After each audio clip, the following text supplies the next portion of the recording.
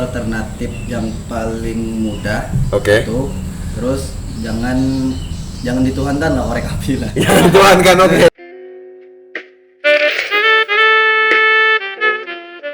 Kita serius amat nih. Ya, kembali lagi di podcast, di mana di sini kita mempunyai latar belakang baru dan juga saya rambut baru ya. Kembali lagi sama saya Egy Akvira. Nah, di sini kita kedatangan tamu-tamu dari Mapala Visip Pioner, di mana di sini kita bertemu orang-orang hebat. Yang pertama, saya akan memperkenalkan, namanya Mas Kuloy. Nah, Mas Kuloy, silakan memperkenalkan diri. Oke. Saya Kuloy itu nama panggung ya. Nama panggung, oke. Nama aslinya itu Muhammad Rizky Fayat. Oke. Dan saya di Mapala Visip Pioner menjabat sebagai anggota divisi Rimba Gunung. Rimba Gunung. Rimba Gunung. Oke, berikutnya. Kalau nama saya, nama lengkap ya. Nama lengkap, jangan nama panggung ya, santai aja. Nama lengkap Muhammad Ghazali. Tapi nama panggung nggak apa-apa. Nama panggung Balogo. Balogo, oke. Balogo. Lanjut Balogo. Balogo. Sekarang menjabat sebagai Ketua Umum Mapala Visip Pioner. Periode 2020. Oke, berikutnya. Ya, kalau saya nama lengkapnya Mahalipi Ridho Pratama. Mahalepi. Kalau nama panggungnya Baal. Baal ya. Iya. Oke, di Nggak sini kering, nggak basah. Baal ya, nggak Nggak kering, nggak basah. Nggak kering, nggak basah. Oke. Ini lagi saat kayak gini nih banyak baal emang ya. Kalau di gunung tuh baal terus kan. Susah soalnya. Nah, di sini visi pioner itu adalah kata-kata yang pioner berarti ya. Iya, pioner. Oke, bisa dijelasin nggak dari ketumnya aja langsung deh. Apa sih visi pioner itu? Nama Visip Pioner itu sendiri kan diciptakan oleh apor-apor kita, para delo kita, yang dimana Visip dan Pioner ya kan, dua kata. Jadi Visip itu adalah fakultas kita tuh, Fakultas Sosial dan Ilmu Politik. Yang kedua itu Pioner. Pioner itu adalah perintis atau permulaan. Kami adalah UKM yang pertama yang ada di Fakultas Ilmu Sosial dan Ilmu Politik. Pertama ya? Iya, pelopor pertama. Ya berarti ya? Pelopor. Nah, Pelopor. itu jadi namanya Visip Pioner. Sejak kapan visi pioner ini ada? Kalau di SK-nya sendiri ada di 10 November 1989. Ih, lama ya? Oh iya, lama. Lama 3 ya? Tapi sebelum itu sudah ada. 2 tahun sebelum itu ada orang-orang yang berkumpul untuk ingin membentuk ini. Jadi terrealisasi pada tanggal itu. Oke, Yang jadi resminya pada tanggal itu. pada tanggal resminya ya, Iya, resminya. resminya. Berarti sekitar 30 berapa tahun? Pas 30 tahun pas ya? 31. Kalau masuk November ini 31. Oke, wih lama juga ya. Lama banget ya. Terus kalian ini fokusnya dari Mapala Visip Pioner ini di bidang apa sih? Fokusnya gitu loh. Kalau misalnya mapala-mapala yang lain kan misalnya dari pertanian ya, mereka ada fokusnya di menanam apa. Misalnya kalau di Visip Pioner ini aku dengar tadi ada sosial dan politik. Bisa nggak digabungkan dari pencinta alam dan sosial politik? Dari Mas Kuloy. Mas Kuloy ya, boleh dari Mas Kuloy boleh. Mas Kuloy soalnya agak sedikit apa namanya? Kritis ya. Oke. Mas Kuloy silakan. Simpel aja sih jawabannya. Kalau dari nama kami sendiri kan Fakultas Ilmu Sosial dan Ilmu Politik, jadi di mana kami dalam berkegiatan ke pencinta alaman itu selalu ada basis sosialnya. Betul. Contoh-contoh Pasti setuju. Kalau kami itu mengadakan suatu kegiatan, entah itu pendakian atau apa segala macam, kami selalu ada menyelipkan kegiatan-kegiatan berbasis sosial seperti bakti sosial, terus pengkajian, penelitian apa segala macam. Kalau pengajian itu mungkin karena kami berkaitan juga dengan politik juga kan ya. Iya. Jadi kalau ada di masyarakat itu dia mau melindungi tanah mereka, kami bisa mengkaji apa tuh peraturan-peraturan yang ada yang bisa kami memproteksi atau mempertahankan tanah tersebut. Tanah adat nih ya? Ya mungkin boleh seperti itu. Tanah adat, hutan adat apa segala macam. Oke, mantap banget ya. Nah, sekarang pertanyaan berikutnya nih lebih spesifik sih, kayak misalnya udah pencapaiannya udah sampai mana nih dari 30 tahun berdiri? Oke, kalau dari saya sendiri ya. Ya. Kalau pencapaian terbaik yang dicapai oleh mahasiswa cinta alam fisip yang dari fisip Unpad Banjarmasin adalah kita bisa berdiri selama 30 tahun. itu Itu udah keren banget ya. Keren. Ya kan? Itu udah keren banget loh. Soal 30 tahun itu nggak gampang ngerintis 30 tahun dan tidak terjadi apa. Mungkin ada ya terjadi apa-apa, tapi tetap bertahan dan masih tetap ngumpul tuh sangat luar biasa sekali pasti dong. Nah, terus kalian kan anak sosial politik nih ya. Apa yang didapat dari jurusan kalian yang kepake banget pas di organisasi Mapala ini? Dari jurusan ya. Nah, dari jurusan kalian kan sosial dan politik ya. Oh. Nah, yang kepake nih di organisasi ini, mungkin Mas Kulu tadi udah jawab sebenarnya, tapi langsung aja nih ke ketumnya deh. Iya. Iya. Sebenarnya kami kan ilmu sosial dan politik ya, lebih ke, kalau saya sendiri lebih ke sosialnya, bagaimana kita interaksi dengan orang, kita berbaur dengan masyarakat, kita memahami kode etik ataupun tatanan kehidupan masyarakat di sana, itu kan itu lebih mendalami. Tapi kan bukannya kalau misalnya politik itu juga kan penting untuk misalnya bisa untuk masuk ke sosialnya lah ya. Iya. Karena kita harus berpolitik juga lah. Misalnya kan nggak mungkin kan tiba-tiba kita masuk, ya kan? Kita masuk kita emang baik, tapi kan belum tentu diterima sama orang masyarakat luas kan? Iya kan? Makanya kita berpolitik bagaimana berstrategi untuk bisa memberikan apa yang di otak kita bisa masuk ke otak mereka seperti itu. Ya kalau dari apa yang kami dapat di kampus kami ya, teknik lobbying itu pasti.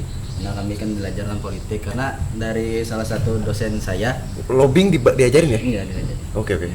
Ilmu negosiasi, teknik bernegosiasi itu kami mata kuliahnya ada. Oh. Berarti jago negosiasi sama bargaining. Oh, bargaining udah oke lah ya. Terus menghasutnya A. menghasut. Oke. Ilmu hitam, oke. Terus.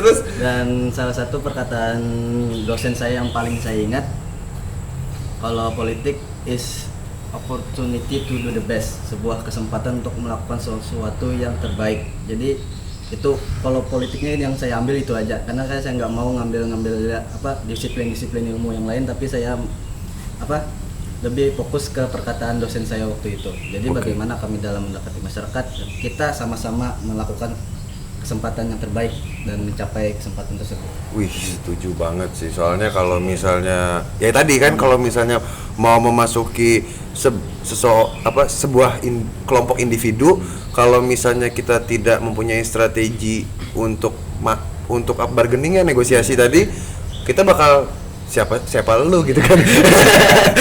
Oh tiba-tiba kok masuk ke saya terus kamu ngomong begini kan nggak mungkin kan. Otomatis kita kudu nuwun dulu ya kan, permisi ya kan, permisi kami dari sini ya kan, tuh bener banget tuh. Oke lanjut berikutnya ya. Biasanya hal apa yang paling kalian rindu pada ketika ada kegiatan? Aduh belibet banget nih.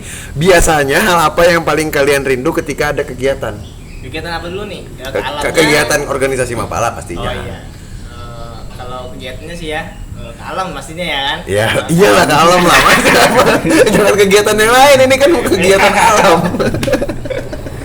Kalau saya sih sendiri pribadi yang paling saya rindu dan saya kangenin bukan naik gunung di puncaknya terus saya kangen di puncaknya enggak, tapi proses menuju dari titik bawah ke atas, dari proses bagaimana kami mencapainya. Di situ ada canda tawa, ada letih sama-sama, ada saling membantu, saling bahu-membahu, sehingga kita sampai ke puncak. Bukan puncaknya yang indah, tapi prosesnya yang indah menurut saya. Oh, jadi ada di sini Indonesianya dapat banget gotong royong ya. Iya. Jadi Kebersamaannya. kebersamaannya itu yang paling dikangenin ya. Karena di kegiatan-kegiatan apapun prosesnya itu yang paling sangat berharga sih sebenarnya kan. Tanpa proses kita nggak bisa jadi apa-apa, bener kan? Dan prosesnya itu juga kita tahu teman-teman kita yang mana yang egonya kuat, yang mana. Oh iya ya pasti. Cengeng Cengeng. kok malas ya. Ya lah apalagi di Iya. tempat-tempat di alam gitu ya, tentunya pasti bakal kelihatan lah ya, Iya, aslinya lah ya. Aslinya kamu ternyata banyak vokal, ternyata dia pemalas. Iya. Ya. Itu kelihatan ya kan. Iya kan? Diem-diem tapi dia rajin ya kan. Itu sih bedanya sih. Di situ kelihatan semua ya. Terus kan tadi mau nanya sih sebenarnya sih dari kegiatan-kegiatan itu kan pasti kalian di tempat-tempat yang tidak berpenghuni pasti pernah kan ya? Iya. Iya kan. Nah kalian ini percaya sama mistis nggak sih? Aku mau nanya. Kalau hal mistis percaya sama yang hal goib itu wajib kan ya? Ya. Percaya. Tapi kalau saya sendiri ya, pribadi saya sendiri, tahu teman-teman yang lain, saya nggak pernah ngalamin hal mistis tuh yang nyata, yang jelas banget tuh nggak pernah saya. Nggak pernah. Ngalamin hal mistis. Oke. Kalau non mistis, kalau gangguan-gangguan yang bersifat seperti cuaca, Iya. hujan, panasan, kekeringan itu sering. Itu sering. Kalau kehujanannya susah ya kan bikin api, kalau misalnya kekeringan juga susah minum ya kan, jadi serba Bikin salah. api juga susah kalau kering, Mas. Oh bikin api juga susah ya? Karena susah jaganya. Nanti kan kita bikin barrier dulu di api itu, bikin kita ya kami bikin penghalang lah buat apinya nggak nyebar, karena kalau musim panas, kalau kekeringan itu potensi untuk kebakaran itu sangat tinggi. Dan api kan bisa nyebar kemana-mana. Tuh dengerin tuh teman-teman, ternyata jangan bikin api sembarangan juga pas pada lagi musim panas. Kenapa? Karena ternyata apinya ini bisa nyebar kemana-mana. Kebakaran hutan siapa yang mau tanggung jawab ya kan? Iya kan? Soalnya kan yang masuk ke hutan itu misalnya oke lah kalau misalnya orangnya cuma itu aja, tapi kalau misalnya orangnya banyak ke situ kan jadinya kambing hitamnya siapa ya kan, malah menjadi kambing hitam ya kan. Yang disalahkan masyarakat lagi, padahal kan belum tentu, bisa jadi kesalahan pribadi seseorang ya kan. Oke. Terus kejadian-kejadian non mitos ya. Kalau non mitos itu kan kayak tadi cuaca apa segala macam. Nah ini ada nggak human error? Pernah nggak ada kejadian human error pada saat sebuah kegiatan? Ada pasti human error, entah dia itu keletihan apa segala macam, tapi yang jelas untuk mencegah tindakan preventif supaya tidak terjadi human error itu dilakukan persiapan yang matang dulu. Persiapan seperti apa tuh? Persiapan seperti perbekalan, terus logistik lah ya? Logistik, survei, apa segala macam, fisik, kita melakukan latihan fisik dulu sebelum naik ke atas sana, karena human error sering terjadi. Malahan kami sendiri yang udah beberapa tahun menjelajah alam sering terjadi human error, seperti tidak membawa salah satu alat. Kan kita perlu pakai alat untuk mendaki, yang ini kami tidak terbawa, jadi satu benda kecil itu bisa menjadi seluruh kegiatan yang dipersiapkan. Apa tuh contohnya benda kecil apa tuh kira-kira? Ya seperti satu karabiner lah mungkin lah. Satu karabiner? Atau alat asken atau Oke, misalnya ke hutan nggak bawa korek api mati, bisa nggak kalian nyalain api? Bisa ya? Karena korek api itu alternatif yang paling mudah. Oke. Itu terus jangan dituhankan lah korek api lah. Jangan dituhankan, oke. Jangan dituhankan ya korek api ya. Tuhan korek api itu nggak boleh katanya. Jadi kalau nggak bawa korek, karena sama kayak Om tadi kan, Iya. jangan bawa korek. Tapi kita kan punya ilmu yang lain nih selain korek apa segala macam. Kita pakai gesekan, mungkin ada teknik yang lain, atau membawa starter fire namanya. Itu ada alat. yang paling gampang selain korek api untuk menyalakan api apa? Starter fire. Starter fire ya. Tetap ya itu ya. Itu tuh pakai itu Magnesium. Kalau korek api kan kecelup nggak bisa Selesai. lagi. Kalau ini selesai. Kalau satu fire kena air Itu masih berapa bisa. kali masih bisa. Oh gitu ya. Heeh. Terus itunya kasih apa? Kasih kering-kering. Iya, kasih apa ya namanya? alat konduktor, serbuk kayu. Oh, serbuk-serbuk kayu. Tapi kan kalau baal, kalau baal kan susah. Jadi kan kayu itu pas kan cuman kulitnya aja yang basah. Jadi kita kupas kulitnya, terus kita ambil serbuknya yang paling dalam dari kayu itu. Tengah-tengah kayu. Yang kambiumnya udah nggak ada, atau getah di dalam kayu itu udah nggak ada. Jadi itu yang digesek. Bambu enak karena bambu itu di tiap sambungannya itu tuh selalu kering. Oh, tiap sambungannya Kan ada sambungannya kayu atau bambu itu kan. Iya. Nah, di tiap sambungan itu tuh pasti kering kalau udah kecelup air. Wih, mantep banget nih informasinya nih buat teman-teman ya kan. Itu asal mereka tahu nih ya kan, kalian nih harus tahu kalau misalnya di tengah bambu itu pasti kering ya. Ya. Walaupun hujan kayak gimana pun dan itu bisa dibakar. Harus ada skillnya dulu. Nah, itu. buat Mengupas-ngupasnya. Oh, ada skillnya, nggak bisa sembarangan ya, tiba-tiba potong, nyalain kok nggak nyala, ya kan, ternyata ada skill-skill tersendiri. Nah, terus kalau tadi kan kita bilang dari persiapan. Nah, biasanya persiapan fisik. Nah, persiapan fisik seperti apa sih? Misalnya 1 bulan sebelumnya kita harus kejar jogging dulu setiap hari atau gimana dulu supaya aman? Ini naik gunung ya, kita naik gunung ya. Iya, naik gunung atau kemana lah ya? Sudah dari persiapan tadi kan, gimana treknya nih, terjal atau gimana sudah kan? Tinggal Setelah survei lah ya, setelah survei. Terus pembinaan fisiknya itu harus jauh-jauh hari. Berapa lama tuh biasanya? Kalau kami sih minimal itu 1 bulan itu minimal. 1 bulan ya? 1 bulan ya? 1 bulan. 1 bulan itu ngapain aja? Tergantung. Apakah setiap hari harus lari 5 kilo atau gimana gitu kan? Kan ada standarnya ya mungkin ya? Kalau sana sendiri sih 1 minggu itu ada 5 kali, latihan. Oke. Jadi kan nggak tiap hari latihan dulu, ada jeda istirahat. Ya, otot perlu istirahat juga. Iyalah. Ya. Kalau enggak malah lemes ya kan? Ya kalau untuk pemula sih kami biasanya dari kecil dulu, nanti bertahap naiknya, kayak lari misalkan lari 10 menit dulu, udah terbiasa beberapa hari terus naik lagi grade-nya. Oke, pertanyaan berikutnya nih, berarti kalau orang gemuk bisa naik gunung apa enggak? Bisa. Tetap bisa. Tapi kan dengan intensitas latihan kayak gitu kurus dong jadinya. Goalsnya memang itu. Goalsnya tetap itu ya, tetap ya. Jadi jangan terlalu banyak jangan terlalu banyak lemak di tubuh ya, harus dikurang-kurangin ya. Jadi grade terakhir ya dari yang salah satu hal lucu nih. Grade terakhir dari dari latihan kami itu kalau udah mau deket-deket hari ini itu, jadi temen-temen nih disuruh pakai tas yang berapa liter apa tas carrier. Ya, tas carrier. Itu dikasih batu di dalamnya. Kasih batu. Berapa liter carrier-nya? Berapa 40. Ya kalau beratnya timbang 15-16 lah. 15-16 kilo. Gede berat itu lumayan. Jadi itu yang saya paling sukanya itu. Jadi saya Suka nyiksa berarti. saya masukin macam-macam itu, batu apa segala macam, patung. Ngapain masukin patung dalam situ? Ya biar berat aja ya. Iya, biar berat. Dimasukin kan, terus ditutup, mereka suruh jalan. Berapa kilo?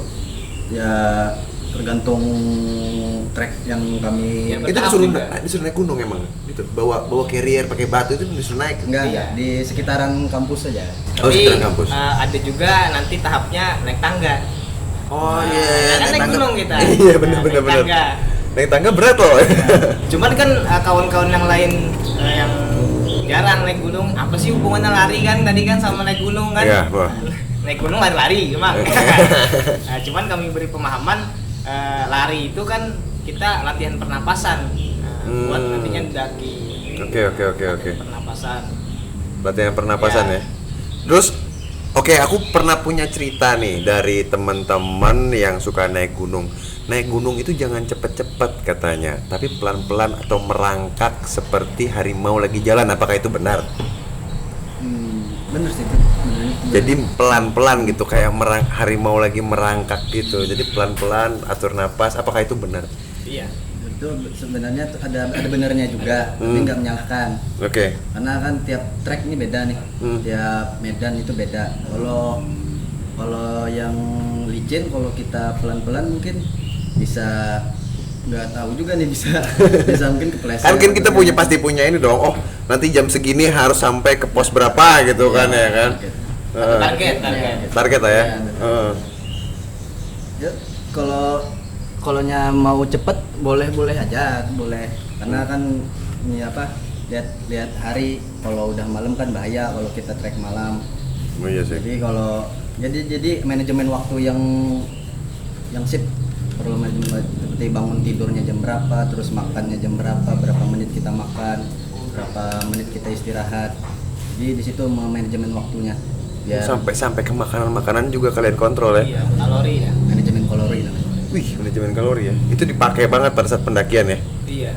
Oh, itu bener-bener berarti ribet amat ya mau naik, tapi nggak juga sih itu karena emang harus ya, karena ini kan kita berapa namanya bertemu dengan alam ya, apalagi masuk rimba lah ya. Masuk rimba mah jangan main-main, bisa taruhannya nyawa ya kan. Oke, pertanyaan terakhir dari saya ya. Ini pesan dan kesan yang mau kalian kasih informasikan ke masyarakat, silahkan. Jangan tunjuk-tunjukkan Ya. dong, gimana sih? Kalau saya sih nanti tambahan Mas Kulu ya. Ya boleh. dia mulu dari tadi. Terus Ya, untuk kawan-kawan di sana ya kan, Ya. apapun kegiatan kita ke alam bebas, ya kan, ke rimba ya kan, apalagi ke hutan yang yang belum kita pernah ke sana. Kegiatan kita mau cepat, mau lambat, ataupun tujuan kita apa segala macam, tetap yang paling utama tujuannya adalah pulang dengan selamat tentunya. Itu saja. Perhatikan informasi dan segala macamnya di sana, jangan jangan merusak alam yang ada di sana walaupun kita di sana berkegiatan, dan ambillah sampah kita yang kita bawa turun kembali. Oke, jadi kayak tadi saya dengarnya itu kayak melawan ego ya, melawan ego diri sendiri ya. Iya. Pengen cepat, pengen cepat. apa ya kan. Pengen nulis nama I love you di Banyak itu, kasus-kasus kan. vandalisme ya, vandalisme Iya. itu nggak boleh, itu merusak alam ya. Oke, berikutnya mungkin dari Mas Kuluy, katanya mau lanjut ke Mas Kuluy. Mas Kuluy terus. Udah cukup tersampaikan. Udah cukup tersampaikan. Oke. Mungkin Mas Baal basah-basah. Ya, persiapan aja sih Oke. sebetulnya. Yang lebih matang. Jangan samakan angin di hutan sama angin di kota. Oke. Jangan samakan angin di hutan sama, kan emang beda, emang di hutan sama di kota beda, Mas. Kan biasanya kan pada sembrono tuh bawaannya kan jaket seadanya gitu kan. Ada yang malah nggak bawa jaket. Oh, yang ngawur lah, prepare lah ya, prepare. Windbreaker itu Bisa diri sendiri ya. Iya. Bahaya loh itu, kadang-kadang kalau misalnya datang misalnya kita pergi ke Rinjani atau kemana bisa Iya. hipotermi atau apa ya kan. Bener ya, hipo kan ngeri juga kan. Oke, mungkin sekian dan terima kasih nih dari saya sendiri. Udah terima kasih juga dari Mapala Visi Pioner, dari saya pribadi dan juga dari IFID telah mau datang ke sini untuk memberikan informasi-informasi yang sangat baik untuk masyarakat. Oke, sekian dan terima kasih ya. Salam dulu. Oke. Jangan lupa di sini tontonin terus ya, tontonin terus IFID channel, dan juga aduh ada Mas Bayu lagi di belakang situ kok, jadi aku jadi nggak enak tuh. IFID channel sama di sini nanti ada Instagramnya semua. Mas Kuluy, Mas Ghazali. aduh namanya anu sih tadi pakai ada dua nama ya, Mas Ghazali sama Mas Baal ya. Mas Baal, kalau Mas Baal aku ingat. Oke ya, terima kasih ya. Terima kasih banyak. Sekian dan terima kasih.